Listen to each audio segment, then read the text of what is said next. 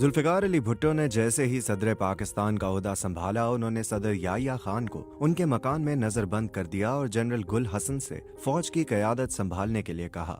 इसके बाद उन्होंने बरी फौज, बहरिया और फजाइया के 44 सीनियर अफसरान को ये कहते हुए बर्खास्त कर दिया कि वो मोटे हो गए हैं और उनका पेट बाहर आ गया है। मशरकी पाकिस्तान में शिकस्त पाकिस्तानी फौज को बैकफुट पर ले आई थी और जुल्फ़िकार अली भुट्टो ने उसका भरपूर फायदा उठाया। जुल्फ़िकार अली भुट्टो की वो कौन सी गलतियां हैं जो फौजी बगावत की बुनियाद बनी? आप सुन रहे हैं BBC उर्दू की ऑडियो स्टोरी और मैं हूं साद सुहेल।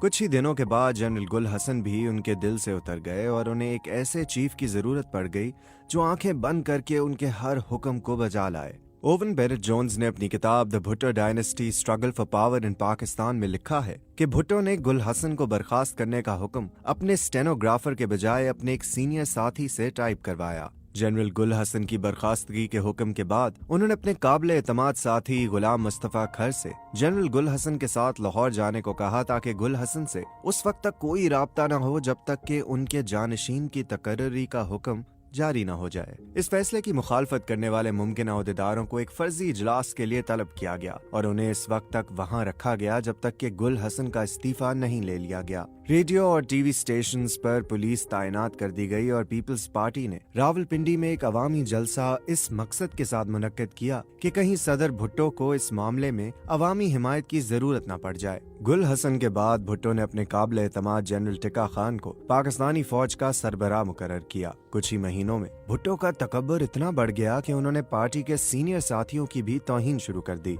भुट्टो की सवाने उम्री जुल्फी भुट्टो ऑफ पाकिस्तान में स्टैनली वुलपर्ट ने लिखा कि 2 जुलाई 1974 को भुट्टो ने सदारती अमूर के वजीर जलालुद्दीन अब्दुल रहीम या जे रहीम और मुतअद्दिद सीनियर साथियों को इशाइये पर मदऊ किया। इशाइये का वक्त 8 बजे था, लेकिन मेजबान भुट्टो खुद वहां नहीं पहुंचे। जब रात के 12 बज गए तो रहीम ने अपना ग्लास मेज पर रखा और चीख कर कहा, तुम सब चमचे जब तक चाहो उस वक्त तक लाड़काना के महाराज का इंतजार करो, मैं तो अपने घर जा रहा हूँ। जब भुट्टो ज़ियाफत पर पहुंचे तो हफीज पीरजादा ने उन्हें रहीम के सलूक के बारे में बताया। देर रात गए वजीर आजम की सिक्योरिटी के सरबराह ने रहीम के घर जाकर उन्हें इतना मारा कि वो बेहोश हो गए। जब रहीम के बेटे सिकंदर ने इस मामले में मुदाखलत करने की कोशिश की तो उसे भी मारा पीटा गया। जब टिक्का खान की मुद्दत मुलाजमत खत्म हुई तो उन्होंने भुट्टो को अपने जानशीन के लिए मुमकिना 7 लोगों की फहरिस्त भिजवाई। इसमें उन्होंने दानिस्ता तौर पर जनरल ज़ियाउल हक का नाम नहीं रखा क्योंकि उन्हें हाल ही में लेफ्टिनेंट जनरल के तौर पर तरक्की दी गई थी, लेकिन भुट्टो ने उन्हीं के नाम पर मुहर सब्त की। शायद उसकी वजह यह थी कि ज़िया ने भुट्टो की चापलूसी में कोई कसर नहीं छोड़ी थी। ओवन बेनेट जोन्स लिखते हैं कि कई बार जनरल ज़िया ने अपने मुल्क और फौज की खिदमात के बदले भुट्टो को तलवार पेश की। एक बार उन्होंने भुट्टो को न सिर्फ आर्मर्ड कोर का तनख्वाह न लेने वाला चीफ कमांडर करार दिया बल्कि उनके लिए फौज की मखसूस वर्दी भी सिलवाई। भुट्टो की सवाने उम्री में स्टैनली वुलपर्ट लिखते हैं कि ज़िया ने कभी ये तासुर नहीं दिया कि वो कोई फौजी बगावत कर सकते हैं। भुट्टो ने उन्हें कभी संजीदगी से नहीं लिया। वो अक्सर उनके दांतों का मजाक उड़ाते थे। उनके बारे में एक कहानी मशहूर थी कि एक बार ज़िया सिगरेट पी रहे थे। इसी वक्त भुट्टो कमरे में दाखिल हुए। इस खौफ से कि भुट्टो को अपने सामने सिगरेट पीते देखकर बुरा न लगे, उन्होंने फौरन जलती सिगरेट अपनी जेब में डाल ली। थोड़ी देर बाद कमरे में कपड़े जलने की बू फैल गई। जुल्फ़िकार अली भुट्टो ने सोचा कि जो शख्स उनसे इस कदर डरता हो वो उनके खिलाफ कैसे बगावत कर सकता है। इसी दौरान भुट्टो हुकूमत के खिलाफ मुल्क भर में मुजाहरे शुरू हो गए। भुट्टो की बेहतरीन काविशों के बावजूद अमन व अमान बहाल होता नजर नहीं आ रहा था। लाहौर में 3 ब्रिगेडियर्स ने लोगों पर फायरिंग से इनकार कर दिया।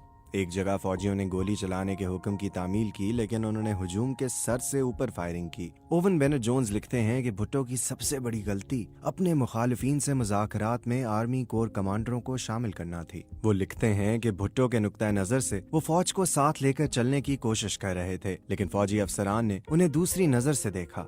उनके ख्याल में भुट्टो के इस इक़दाम से जाहिर हुआ कि वो कमजोर हैं और हुकूमत चलाने की पोजीशन में नहीं हैं। तमाम तर मुखालफत के बावजूद भुट्टो ने 7 मार्च सन 1977 को आम इंतखाबात करवाए। आने वाले इंतखाबी नताइज पर आम पाकिस्तानियों ने यकीन नहीं किया। भुट्टो की पीपल्स पार्टी को कौमी असम्बली की 200 में से 155 नशिस्तें मिलीं, जब्कि हिज़्ब इख्तिलाफ पीपल्स नेशनल अलायंस को इस कदर तशहीर के बावजूद सिर्फ 36 नशिस्तें मिली।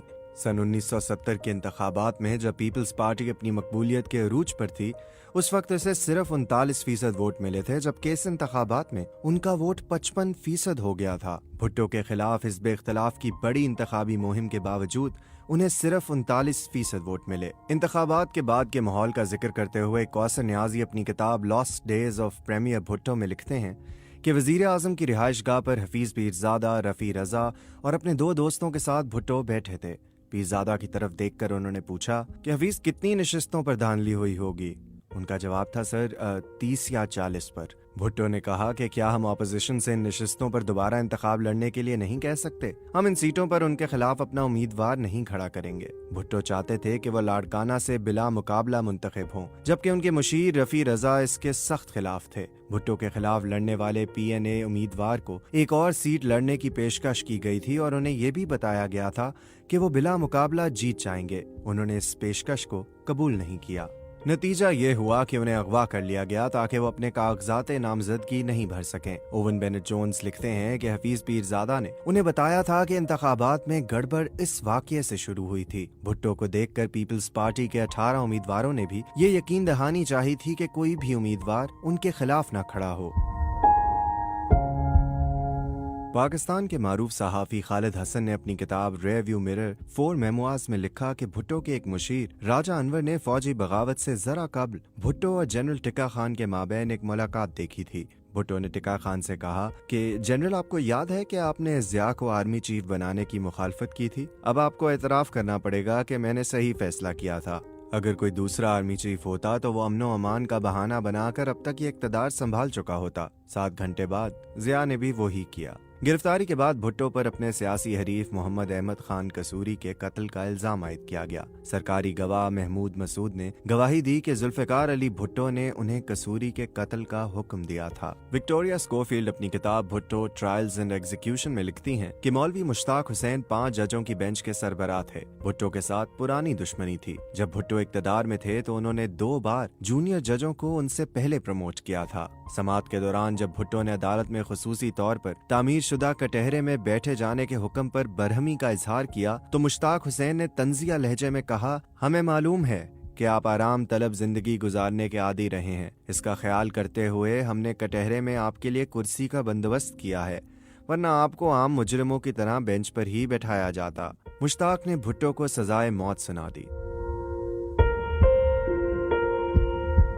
भुट्टो ने इसके खिलाफ सुप्रीम कोर्ट में अपील की। फरवरी सन 1979 में सुप्रीम कोर्ट ने भी हाई कोर्ट के फैसले पर 4-3 के फर्क से मोहर लगा दी। ओवन बेनेट जोन्स लिखते हैं कि इससे पहले कभी भी कत्ल की साजिश के मुकदमे में मौत की सजा नहीं सुनाई गई थी और न ही अदालत उज़्मा के जजेस मुजरिम की सजा और जुर्म के बारे में मुत्तफिक थे। इस सजा पर यह भी सवालात उठे कि मुल्जिम को उस वक्त भी कत्ल का मुजरिम ठहराया गया था, हालांकि वो जाए वकुआ पर मौजूद भी नहीं था। भुट्टो ने फैसले के खिलाफ नजरसानी की दरख्वास्त भी दायर की, लेकिन इस बुनियाद पर इसे मुस्तरद कर दिया गया कि उसमें यह बहस नहीं की गई कि पिछले 2 मरहले के फैसले में कानून की खिलाफ वर्जी हुई है। रूस के सदर ब्रेज़नेव, चीन के सरबराह हुआ गुफिंग और सऊदी अरब के शाह खालिद समेत दुनिया भर के मुतादिद रहनुमाओं ने भुट्टो की सजा को माफ करने की अपील की। बरतानिया के वजीर आजम जनरल ज़िया को 3 खत लिखे, जिसमें एक खत के आखिर में उन्होंने लिखा, बतौर फौजी आपको एक पुरानी बात याद होगी कि मैदान जंग में तो घास बहुत जल्दी आग पकड़ती है,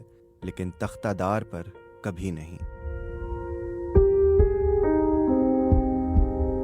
लेकिन ज़िया ने भुट्टो को फांसी देने का इरादा कर लिया था। आखिर में मामला रहम की दरख्वास्त तक पहुंचा। पाकिस्तान में ये जरूरी नहीं कि मुजरिम या उसके अहले खाना की तरफ से सदर के पास रहम की इल्तिजा की जाए, लेकिन फिर भी इस ख्याल के तहत कि कहीं ज़िया ये बहाना बनाकर भुट्टो को फांसी न दे दें कि उनके अहले खाना ने उनके लिए कुछ नहीं किया, भुट्टो की एक बहन शेरबानो इम्तियाज की जानिब से रहम की अपील की गई। 1 अप्रैल सन 1979 को शाम को जनरल ज़िया ने सुर्ख रोशनाई में 3 अल्फाज लिखे, पिटिशन इज रिजेक्टेड, यानी अपील मुस्तरद की जाती है।